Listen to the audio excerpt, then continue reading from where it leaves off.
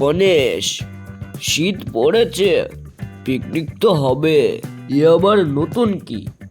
কিন্তু তার জন্য এত ঢাক গড়গড় কেন? কি এমন গোপন জিনিস রে?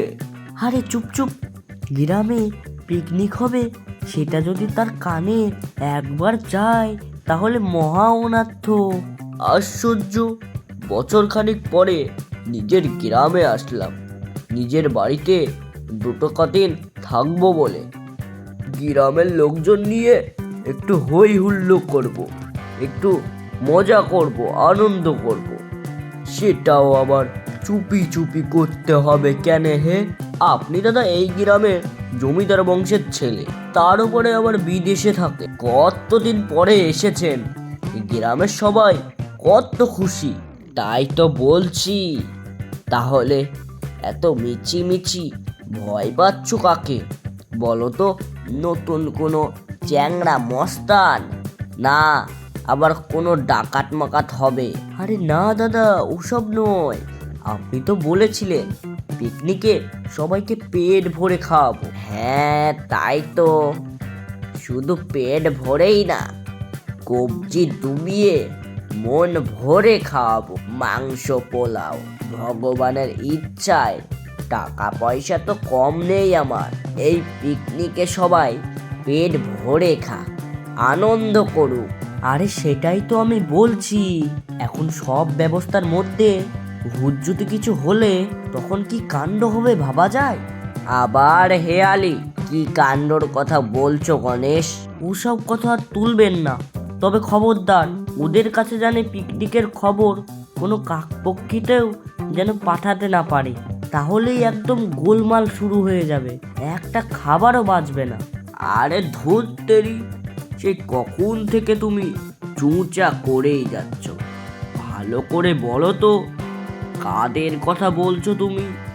নদায় আর গদায়, খবরদার বলছি ওদের কাছে যেন পিকনিকের খবর একটু কানে না যায়, না হলে একদম গোলমাল পাকিয়ে যাবে কিন্তু। নদায় আর বদায় মানে আমাদের গ্রামের নিত্যানন্দের দুই যমজ ছেলে, শুনেছি খুব খেতে পারে ওরা। হ্যাঁ হ্যাঁ, ওদের কথাই বলছি। ওরা যদি একবার পিকনিকে গিয়ে উপস্থিত হয় তাহলে আর রক্ষা নেই। পিকনিকের সবার খাওয়া ওরা দুজনেই খেয়ে নিবে। হ্যাঁ, কি আজে বাজে সব কথা বলছো, যত সব মিথ্যে রটনা। দুটো বাচ্চা ছেলে, না হয় বেশি খায়, তা বলে ওদের নামে এমন মিথ্যা আচার? ছি ছি ছি। ওনাদের তাহলে ভালো করে চিনেন না দাদা, একবার যদি খেতে লাগে তাহলে খেতেই থাকে খেতেই থাকে, থামার আর নামই নেই বলতে গেলে। ওসব কাল গপ্প ছাড়ো তো, সব জোগাড় যন্ত্র শুরু করে দাও। পিকনিকও হবে, তাতে নদাই আর গদাইও থাকবে। দেখি ওরা কত খেতে পারে। জমিদার বংশের ছেলে আমি, আমাদের গ্রামের পিকনিক আর বলো কি গ্রামের ছেলেদেরকে খাওয়াতে পারবো না?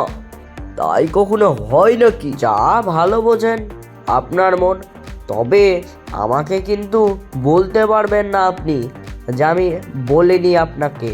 আচ্ছা, তাহলে তাই নাকি? ভালো, তাহলে আমিও দেখে নেব কার কত দম। যদি ওরা খাবার খেতে খেতে সব খাবার একদম শেষ করে ফেলে, তাহলে ওদেরকে একটা বিশেষ পুরস্কার দেব, আর তোমাকে 100 টাকা পুরস্কার হিসাবে দেব। আর যদি না খেতে পারে তাহলে তাহলে এই আমি নাক মুলবো, কানও মুলবো, ওই সবারই মানুষের সামনে আমি কান ধরে 10 বার উদ্বাস করব, ঠিক আছে? আচ্ছা ঠিক আছে, তাহলে তাই হলো।